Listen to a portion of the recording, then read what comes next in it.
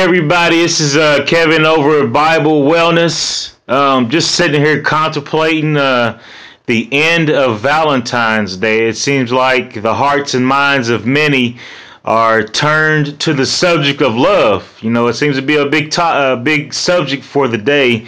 And Tina Turner, in the words of Tina Turner, what's love got to do with it? Well, answer everything. Through the verb of love, you have been provided a way of escape from Babylon.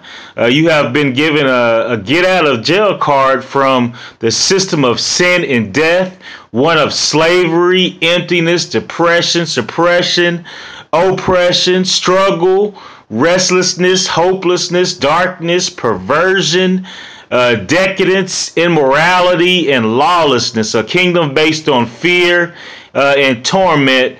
And through the power of love, you've been made a way of escape into a kingdom of light, the kingdom of love, which is one of peace, prosperity, physical, spiritual, mental, emotional restoration, one of contentment, hope, and abundant life. Love saved, it saves, and it will save if you accept it. That's John 3:16.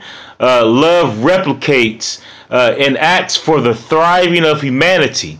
And that's 1 John 4:7 through 13. And then also, thirdly, love is the antidote to fear and torment. That's 1 John 4:18. I know a lot of times we think that the opposite of love is hate, but actually the opposite of love is fear. The kingdom of God operates out of love.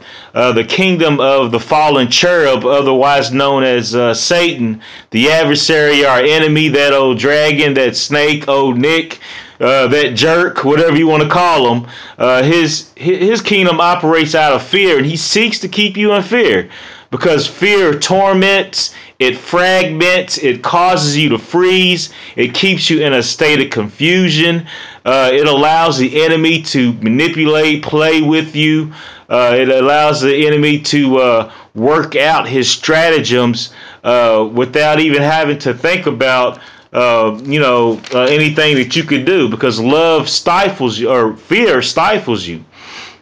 So what does this have to do with wellness? Why is Bible Wellness even talking about this?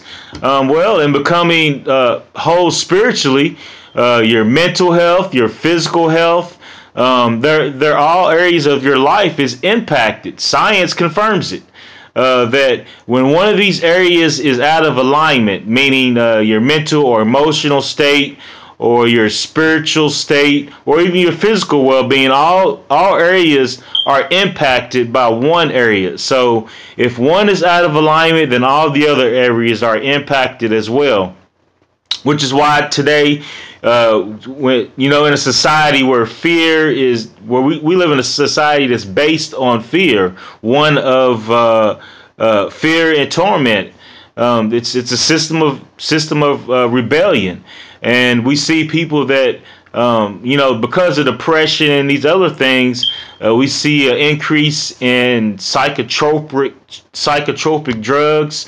The pharmaceutical industry is a billion-dollar industry right now. You got other things like other drugs like Adderall and Ritalin and all kinds of just complications and problems due to the mental and emotional dysfunction of the society that we live in. Just to answer what Tina Turner asked, love has everything to do with it. It has to. If you accept love, then you escape the life of fear and torment, and you can have peace.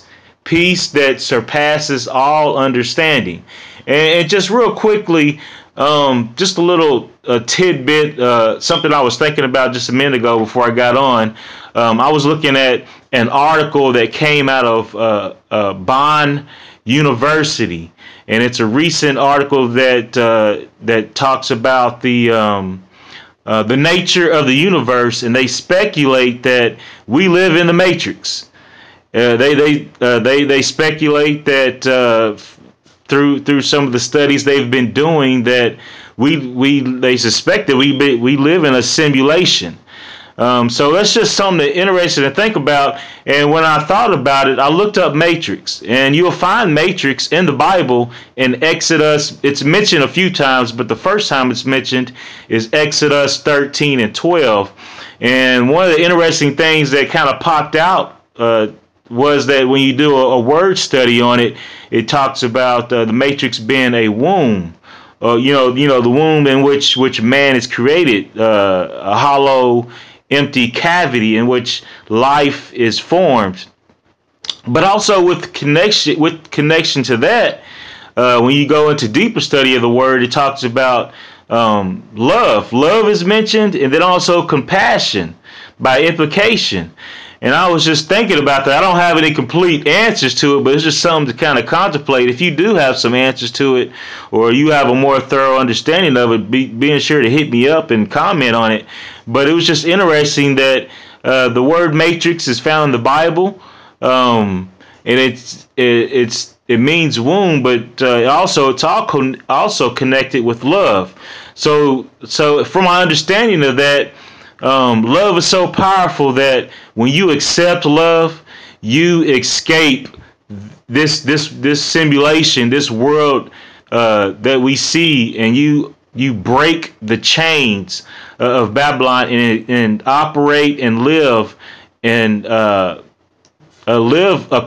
live in another realm when you accept love and the things that the Father has provided for you. So that's just something to think about. But just in short, just know that love has everything to do with it. And I don't know what your status may be today. I know some of us are maybe down and out because our status may be single or divorced or separated or is complicated. Who knows what your status may be? You may not have got that rose or that bear with the candies, but just know that the creator of the universe is always thinking about you. He doesn't need a special day because you're the apple of his eye every day. Jeremiah talks about that the plans that he has for you are good. He's always thinking good thoughts towards you. So no matter what your status is, just know that the creator of the universe loves you, and that he has followers out there who also love you as well. So with that, God is love, and stay tuned for our next episode of Bible Wellness. Look forward to talking to you guys soon.